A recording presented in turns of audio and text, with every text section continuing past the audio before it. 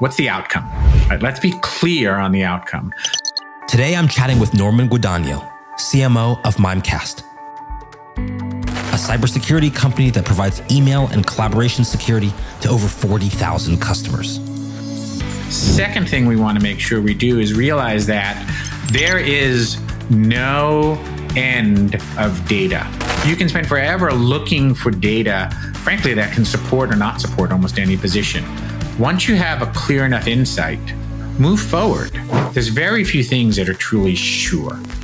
But what's impactful is if you start to run something and you test and learn. Have enough process that everyone understands what you're doing, that it's repeatable, but not so much process that it becomes an end in and of itself.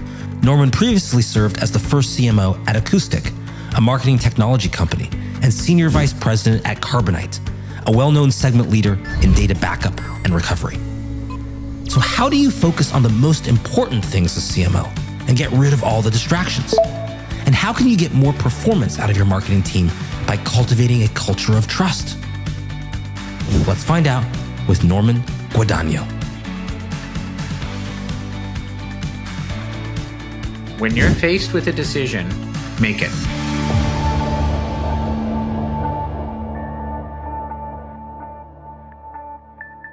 Welcome to Top CMO. I'm chatting with Norman Guadagno, CMO at Mimecast.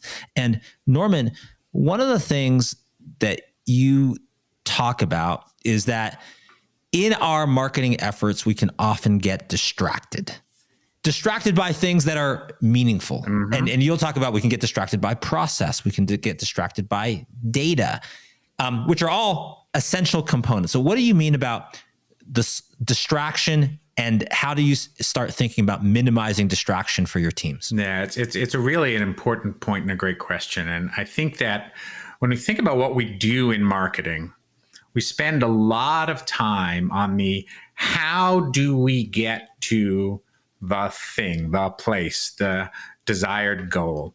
And we often spend a lot of time and effort digging into setting up processes, going into data. And what sometimes happens, and what I work with my team on regularly, is making sure we always do that first and foremost in the context of what goal are we trying to achieve? What's the outcome? All right, let's be clear on the outcome. Second thing we want to make sure we do is realize that there is no end of data. We can spend forever. Well, let's get some more data on this. Let's do some more. Let's dig here. You can spend forever looking for data, frankly, that can support or not support almost any position. Once you have a clear enough insight, maybe get yourself to the 80% confidence level, move forward versus forever trying to say, well, what if we got just a little bit more data? Maybe we'll be more sure. There's very few things that are truly sure. But what's impactful is if you start to run something and you test and learn, right? The way to get to great outcomes is test and learn. And the way to make process your friend is to have enough process that everyone understands what you're doing, that it's repeatable, but not so much process that it becomes an end in and of itself. And that's just striking a balance across these things.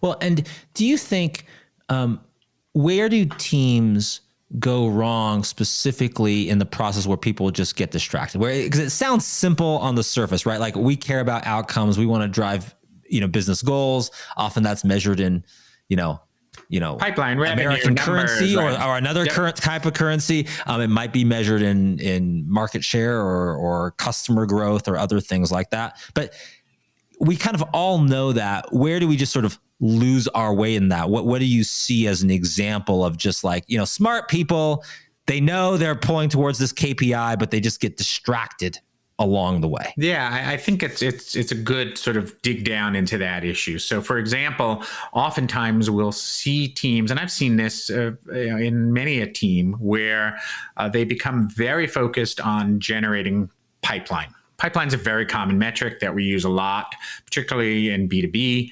We try to find how much pipeline can we generate. And we build a lot of infrastructure for pipeline generation. But it's easy to become fixated on pipeline. And here's what happens. Marketing's busy building all sorts of processes to build and measure pipeline. And sales is saying, hey, we don't have enough revenue. And marketing is like, but look, big pipeline numbers, they're terrific. We've been growing up and to the right. And sales is saying, but we don't have enough revenue. We're missing plan. That's a moment for marketing to step back and say, whoa, is it the right pipeline? Are we over-indexing on pipeline generation at the expense of the actual business goal here? Are we measuring, is it good enough pipeline? Because you can generate a lot of pipeline that's bad pipeline versus good pipeline. So that's a sense of roll back and say, let's take a step back and make sure that we're actually focused on good pipeline that converts in the time we want it to convert. Maybe the business is saying, hey, we have a revenue shortfall in the next couple of quarters. You're generating pipeline for 4 quarters out. Can you pull back a little bit and see, are there ways to generate near quarter pipeline? It's a perfect example of, you can build a lot of process to obtain and measure, and frankly, sometimes shout from the rooftops, lots of pipeline. But if it's not directly connecting to what your partners in the business, usually a sales organization that's looking for revenue, are able to generate, you have to say, have I over-indexed on trying to build an infrastructure to grow pipeline at the expense of being able to feed my sales counterparts what they need to make the business successful overall? And I've seen that happen multiple times. Well, and how do you think about, we started the conversation talking about distractions. The flip side of being distracted is being focused. Mm-hmm. And as the saying goes, where sort of focus goes, energy flows, right? It's like, that's where the effort goes. So how do you think about keeping a team focused? Let's say they are, we have sort of removed distraction. We are working more closely with sales, and now we're trying to heighten our focus. How do you think about staying focused so that the energy goes in the right place too? Because there's a lot of ways to, for instance, chase revenue or try to find revenue. Some may be more efficient than others. Some may be more impactful to the organization, or even more scalable than others. Yeah. And it's an interesting way to think about this, focus and the energy behind it. Oftentimes, one of the things that becomes a distraction from focus and maybe even diffuses focus, if you will, is that there are just too many things that people are working on, too many things that everyone thinks are important and valuable. I'm a big fan of the regularly go through, look at the lists of all the things you're doing and eliminate some of them. And it sounds simplistic, but honestly, Ben, it is hard. People don't like letting go of things. They hold on to it sometimes as this is my set of things. Don't take one of them away. That somehow diminishes me. And I try to make sure the teams understand, hey, if we take some of them away, even if they were incremental value, it actually means that the things we're focused on could produce even more value. And this is, as you're probably aware, right? We all have this discussion on, can people multitask? And there's a lot of research that shows that, in fact, humans are not very good at multitasking. We perform our best when we're focused on a single task. Yet we spend so much of our time attempting to split ourselves amongst more and more tasks. And it takes away from the quality. And again, let's substitute the word quality of output for what you said about energy. That's what you're looking for. Focus gives you that quality of output. Teams focused on a smaller number of things probably going to produce higher quality output, and they may even feel better about it when they're done. Well, and the other point is that just because you let something go now doesn't mean it has to be forever. Exactly. It might come back. So we might do this in sequence. So we might take the 6 things we're trying to do and the 6 channels we're trying to do, and we might focus down on just a couple of them. And that doesn't mean the other 4 aren't good. And maybe we just need to get our kind of beachhead in this area working first, and then we can cycle into other things. So it's also, this fear of, I guess it is like a little bit of FOMO, business FOMO, maybe like business fear FOMO. of missing out, Yes. right? You're like, oh, we're missing out on this. Like, oh, we could have this amazing trade channel that could be great, and it could be all of these things, and that's, you know, it's gonna be awesome. If we don't do anything now, we're not gonna do it. But maybe we just need to focus on either what is. Let's talk about it. Like, what should you focus on? I mean, there's options. Right. There could be low-hanging fruit, which just means it's like a little bit easier for us to get to. High there impact, could be lower cost, right? Faster execution, something that's a foundational thing. And I love, by the way, that you brought up sequencing, because it's something that I have more recently introduced into my own repertoire. I didn't think coherently about sequencing up until the past few years, but I've become a fan of, if we do this and then we do this, we'll get the payoff when we do this third thing and this fourth thing. So I think about things in, is this something that might have a little bit less immediate impact, but is going to pay off tremendously for items 3, 4, 5 on the list? We should maybe do that first. And the second part of sequencing that I've found, which is a little bit harder sometimes for people to understand, is sometimes I will sequence something early that may actually be something that we're going to throw away later on. But it's necessary to advance us to a certain place where we can be prepared for that. For example, oftentimes there's infrastructure, technology you have to put in place. Everyone wants to go for the final end game solution right away. They sort of like future proof. This is the one that we're gonna, is gonna last forever, a lifetime. Yes, forever. But sometimes, and most notably, it's like, here's the counterbalancing force that I often see, which is ease of adoption. That's right. So you have like the amazing thing, the shiny gold, your kind of operating system you'd love to have. But the problem is, maybe at your current state, if you go for that now, you're not going to be successful because it's shiny, but it's complex. There's different pieces, and your team's not ready for it. So you might have to go with the simpler option that is not future proof, that almost cannot scale with you, but it gets you to that kind of training and knowledge and comfort level that allows you to do the shiny thing later. Even if you have to, that it's not going to last with you forever, because it's not going to do everything you need it to do. And you just have to go into that with eyes open. I actually just championed and approved a solution that I said very directly, it's a 2-year solution at best, but it solves a real problem in the business right now. And it's fast to implement. It's easy to use. It has very low overhead. It's a reasonable investment of time and money. And it is not the be all and end all. But the be all and end all is 18 months or more away, and we haven't even started it. And we have a problem today that we can address. And I made it super clear in partnering with our IT organization, hey, we're all in agreement. This is essentially a solution that we're going to get the most value from, and we will probably end in a year or 2 years. But the business will have grown, learned, and be prepared for that ultimate solution. Hard decisions, that's why sequencing matters, and that's why being able to make those trade-offs matter. Well, and we've talked about distraction, we've talked about focus, we've talked about doing things in the right order, sequencing. What about this notion of, do we need A players to execute this? Like, we need to really hire well, and we're looking for the diamond in the rough, the needle in the haystack. Wow. Mary is amazing.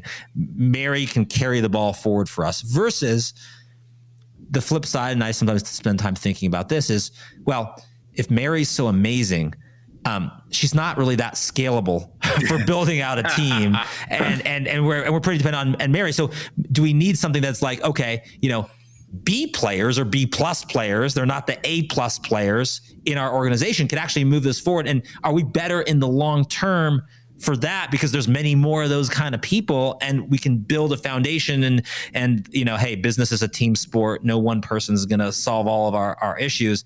How do you think about hiring in the context of all of this? Who's on your team? It's a really interesting challenge. And I'm going to flip the script a little bit on this A player, B player, in that I want people, and of course I want the best talent, but I don't see the best talent as sufficient ever. I see the right person in the right role as a path that's very critical. That is, there are A players, quote unquote, who are going to be exceptional in particular roles, but who frankly might not be exceptional in some other roles. And there are, for lack of a better term, what people call B players. I don't like that term. I think there are people whose skill set or expertise may be in a different level of development, but who are terrific in a particular type of role inside the organization. And as you said, it is a team sport. And for me, it's about building the right configuration of people. And oftentimes, what I see is actually hindering growth is not person A versus person B, but is person A in the right role with the right team surrounding them, above them, below them, and is person B. And if you can change the role and figure out what are the talents, because everyone has some set of talents around their core discipline, right? But people also have talents around how they collaborate, how they manage others, how they interact with peers. And you're looking for that entire perspective on the person. So you get out of this, frankly, sometimes simplistic, I just want A players on the team. Well, that's the all-star game, and the all-star games are usually pretty boring. But what you really want is Sure. a well-oiled team where everyone's playing a role and they understand their role clearly, and people are able to perform at their best, regardless of their skill level.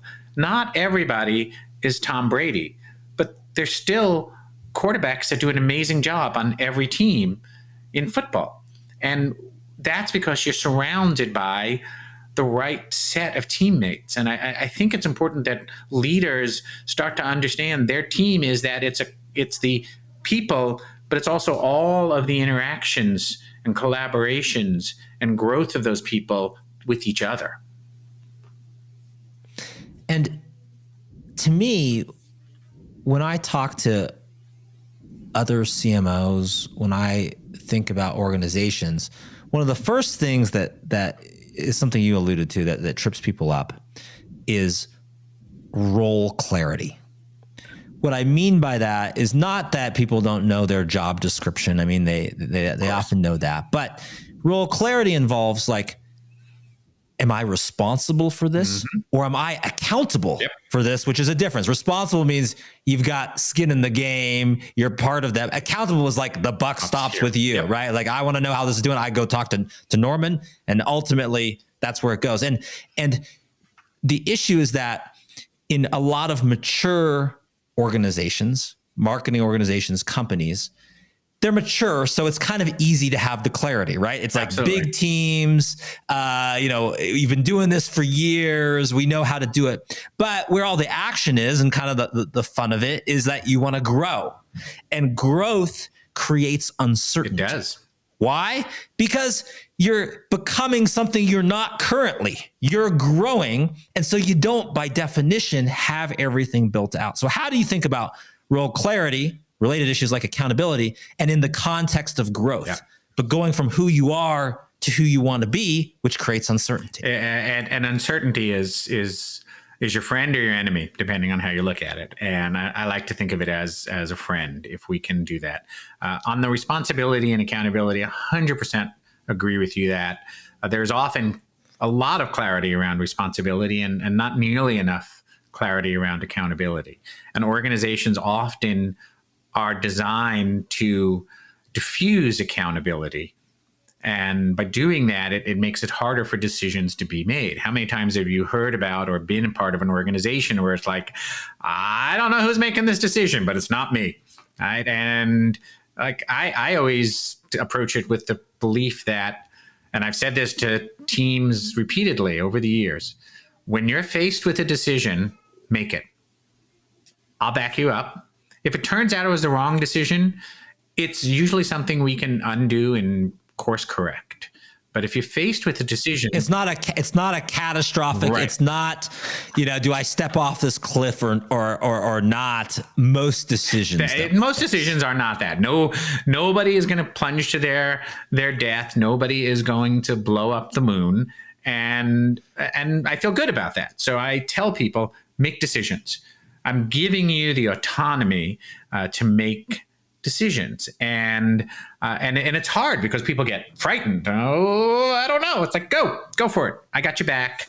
We'll work with whatever the aftermath is going forward. So there's that little bit of diffusion. But you also talked about this, growth. Almost every organization, including the biggest, most stable organizations, are probably in a period of uncertainty right now. Macroeconomic forces, work habits changing, post-pandemic, everybody reevaluating how does work get done. Generative AI is going to take all of our jobs. All of these forces mean that every organization should be in a state of trying to evaluate, are we doing the right things in the right way? And I believe that little bit of uncertainty causes people to learn. Right? To figure out, oh, wait, we are growing or are changing. And I think about this sometimes. I have a 2-year-old here at home, right? And I watch how often my 2-year-old falls or bumps his head, or just because he's just doing stuff all the time. And when he falls, unless it's truly a catastrophic fall, which doesn't happen very often, he wakes up and gets up and continues on doing his stuff. But his body's learned in the process of falling. Okay, I fell. Next time I know to fall this way, fall that way. And organizations focus so much on the, oh my gosh, you fell. What's going on? Versus you fell, pick yourself up, move forward, continue to evolve and learn as you go forward. And organizations should, in some sense, embrace a little bit of that toddlerness when we're learning where we are and how we are, and toddlers learn about their body and space. Organizations have to learn, how do I interact with sales, with the product organization, with finance? What can I do? How, as a manager, can I push, and how far can I push before I'm going to get pushed back? And what happens when I get pushed back? That creates healthy learning, growing organizations that people start to say, oh, I can take accountability for this thing, and it feels good and it achieves good outcomes.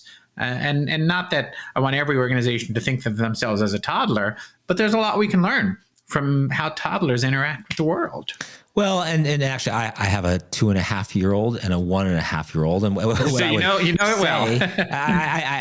I know about this. I know about blocking off corners of tables and other things like this, because things can happen.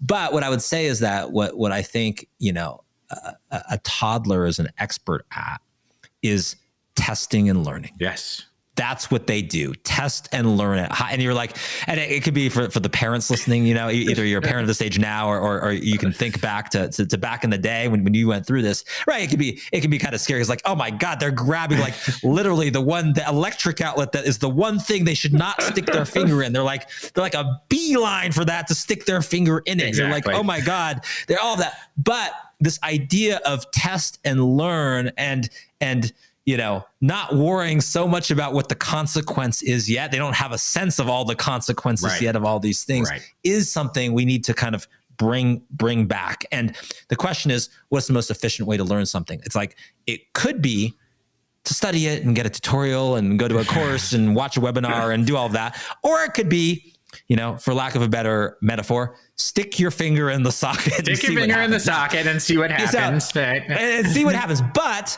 what we try to do then is create an environment where certainly you can test and learn in a lot of ways, but with not the catastrophic consequence, right? So we might block out that socket, put the safety plugs in there just because that's a really bad outcome. Put little protectors on the corners of the table in our marketing stack in our business, but then give free rein beyond that, because nothing else is going to be catastrophic. At the most, I've never done this in a business session before. I'm going to say this word. Norman, at most you're going to get a little boo-boo. That is Just true. going to get a little boo-boo. A little boo-boo. Right? And somebody will give you a Band-Aid and give you a sticker, and you'll walk away with your Spider-Man sticker and you'll feel good. And, frankly, honestly, Ben, I'm going to get a whole stack of stickers and keep them on my desk so I could just give people Spider-Man and Hello Kitty stickers and say, it's like, good job, let's move forward, because it's so true that it's not catastrophic. And learning, right? How often do organizations say we're data driven, we test and learn, but it turns out that they're data driven, but they never actually change what they're doing as a result of the data that they're constantly consuming. And what you have to do is sometimes be willing to take those risks. Like, we're going to try something crazy. And I just saw this in my organization recently, that we had implemented something on the website, and over time we saw that although it was producing one outcome that we wanted, it was negatively impacting another outcome, specifically around the types of form fills we were getting and the types of inquiries we were getting.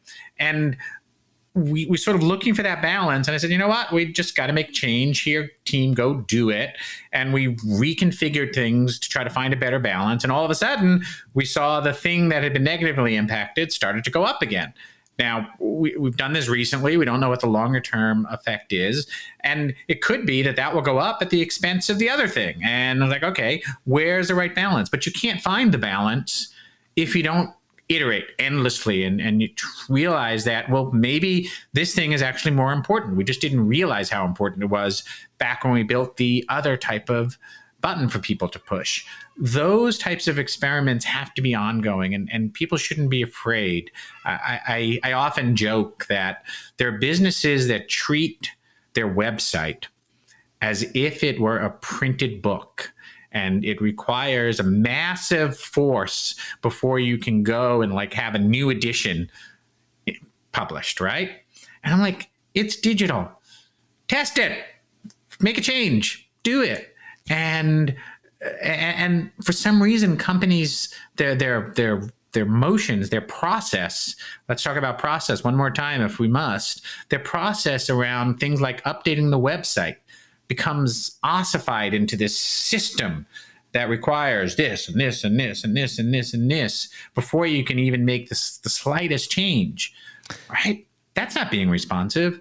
That's mistaking process for actual value creation inside the business. Well, and I think one thing that's a maybe related concept, and I love this, Norman, by the way, because you can tell both of us can get philosophical about marketing and organizations and all of that, and then go through the theory of it. But here's where, everything you said, I 100% agree with. But I know where certain blockers happen. Even your website example. Yep. And here's where the blocker happens in sort of the real world, because I know there's other CMOs listening. They sounds great theoretically, but here's the real world, which is the blocker happens because there's not a sufficient level of trust in the organization with individual people, because you're like, yes, we could try something out on that website, but I don't really trust Joe to actually either implement that the right way or remember that, hey, you're at Mimecast, you're in a cybersecurity business, you're in a kind of a risk averse, don't just break stuff on the website that could do, you know what I mean? Like that's the kind of business you're in. So that is another part of our discussion, which is how do you have sufficient trust to do that? Because high trust, you're just go. I trust you, you'll figure it out. It's amazing. Low trust, you're like, well, but I want to approve that final copy, and I want to make sure that we didn't create, and then that's where it starts, and that's a slippery slope. So trust is a currency. How do we get to trust? Trust is a big currency. I'm super simplistic about that, at least, maybe about everything. Trust is earned, and it shouldn't be earned in an unseen way. It should be earned in the, hey, Joe, let's go through what you're going to do. I'm going to take a look at it the first couple of times. Okay, you got this. Or, hey, let's try to do a little bit of redirect. And I know this is oversimplifying it, Ben, but the reality is, as leaders, it's on us to make sure we can have those type of interactions and discussions, and then our leadership team underneath us and through every level can actually go through the act of establishing a relationship with people and teams and making it clear, I'm doing this because I want to understand how you do your job or how you produce this thing on the website. And I want to go through this a couple of times. And then, you know what? You got this. I trust you. You're going to go forward. And that explicitness around the trust as, frankly, a currency is very uncommon, unfortunately, in organizations. And I try to make it a little bit more explicit and clear that I want to have everyone be able to do their job without them having to come to me as a CMO, right? So that I can provide value where it's most needed. But I want them to earn that trust, and I want them to earn my trust, because it works both ways. The currency works both ways. I'm going to be true to my word. I'm going to demonstrate how I do what I do in a way that you will come to trust me. When I say I have your back, nobody believes me the first time. They only believe me when I demonstrate it, and when I come into a new organization or a new team.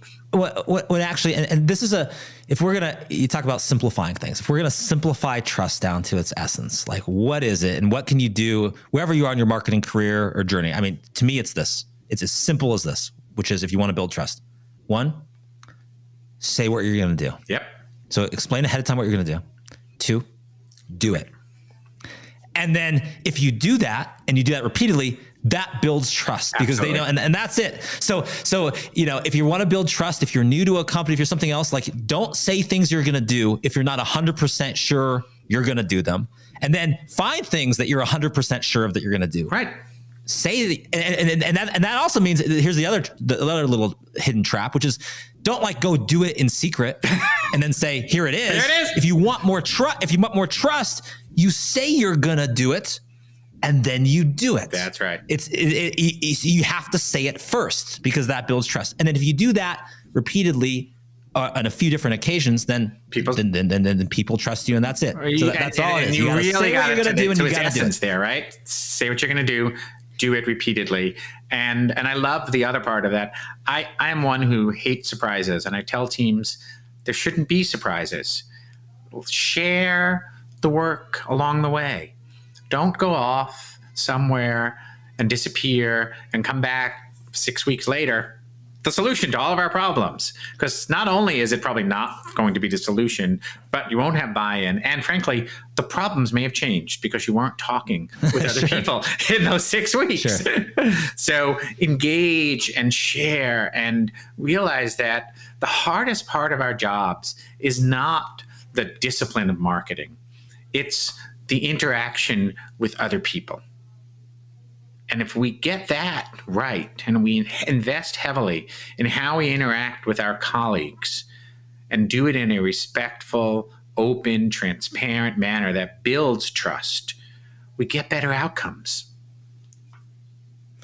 Well said. And final question, Norman, if these interpersonal skills, maybe softer skills that sometimes we don't focus as much on in this era of data-driven, quantitative, results-oriented market, which is all important, like we said, and you even talked about aligning to business outcomes as the first thing you talked about. But in this era, if these soft people skills are going to be critical for us, what is the skill that either you wish you had more of yourself, or that you wish you could impart in other people? It was one skill, one thing you were going to do for yourself or for others, what would that be? Yeah, and it's a great topic because it's something I think a lot about, actually.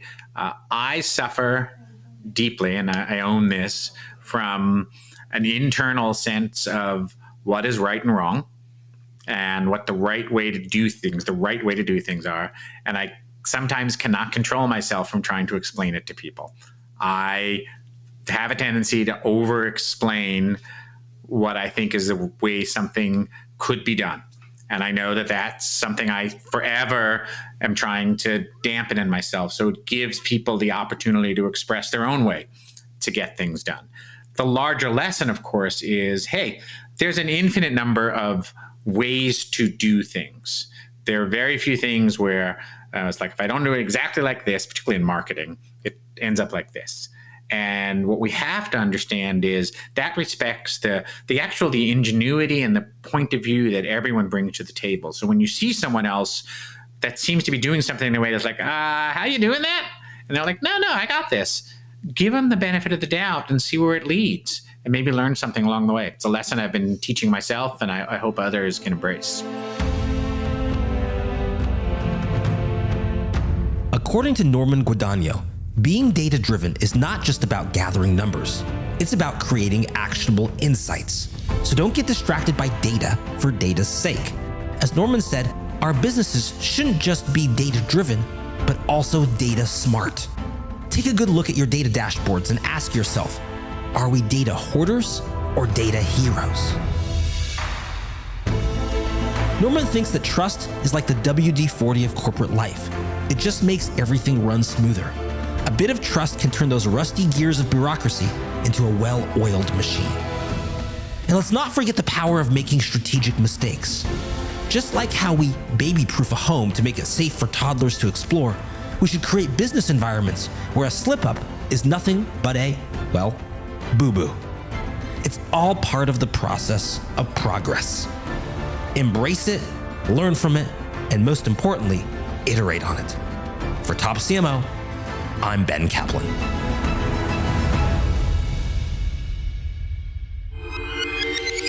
This amazing episode was brought to you by Top Thought Leader.